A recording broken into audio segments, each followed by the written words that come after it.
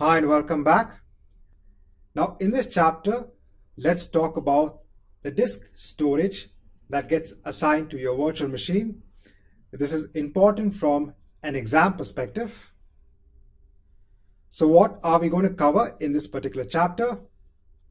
The disk types that we have, storage account kinds, storage account performance, storage account access tier, and manage disk. So all of this is, remember, from the aspect of storing your virtual hard disks which get assigned to your virtual machine.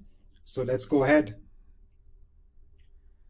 So remember, for your virtual machine, you can assign different disks. So first is your OS level disk which gets assigned to your virtual machine. So when you create your virtual machine, you normally see an OS disk that gets assigned or created automatically for you. You can then attach multiple number of data disks for your virtual machine. Remember, under the covers, when you're assigning these disks to your virtual machine, all of the virtual hard disks get stored in your storage account has page blobs. So remember that page blobs are used to store the underlying data for the virtual hard disks. Now we have different disk types which are important when it comes to virtual hard disks for your virtual machines. So first is standard HDD. This is hard disk drive. Now this is the lowest cost option when it comes to storing your disk. So if you want a least expensive option when it comes to the amount of data that you can store on a disk, then consider using standard HDD. But remember, you make a compromise on the performance. So this type of hard disks are good when you want to store backup data, non-critical data, or infrequent access workloads. Then consider using standard HDD. Next, we have standard SSD. So this is your solid state drives. So these have better performance. Obviously, they are more costly than standard HDD, but they give you better performance. So this is good when you want to create development and test environments. So let's say you're hosting a web server on a virtual machine, then consider using standard SSD. Next, we have premium SSD. So if you want better performance, so if you're hosting production-based workloads, for example, let's say you're hosting a database which needs better throughput, better IOPS, then consider using premium SSD. And at the time of recording this video, there also is Ultra Disk, which is in the preview state. So this is good for data intensive workloads. This provides you a much higher throughput and IOPS than premium SSD.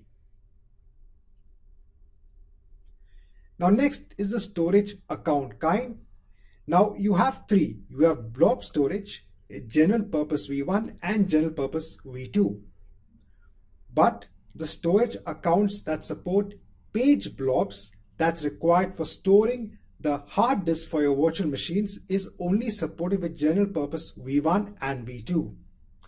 So general purpose V1 is the first generation of storage accounts that supports the file service, the queue service, the table service, and the blob service. You have general purpose V2, which is the second generation of storage accounts. And remember that Microsoft recommends using general purpose V2 because it has newer features. For example, there's something known as the access tier, hot and cold. That is available with general purpose V2. Next, we have the performance. So you could choose standard or you could choose premium. Now, remember, the biggest difference is that if you choose the standard performance for your storage account, this supports files, queue, table, and blob storage. But with premium, it only supports blobs. That means you can only use it for storing your virtual hard disk for your virtual machines. And currently, it only supports local redundant storage. And also, then you can't support or you can't store standard hard disk drives in premium storage accounts. Now, next is the storage accounts access tier. Now, there are three access tier levels, but from a storage account perspective, you have hot and you have cold.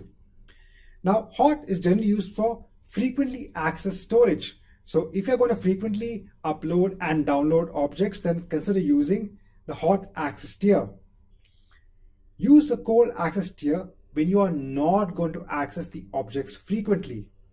So when you choose your storage account access tier as cold, you actually pay less for storing the object or the storage cost. But remember, you then have higher access cost. So if you want to access the object, then you pay more.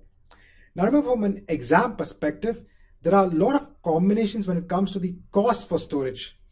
So in some places, you might be asked to choose what or how should you develop your storage, or how should you implement your storage account to ensure that the storage cost is minimized. That means the storage itself is minimized. So you could choose standard HDD and you could choose cold as the access tier.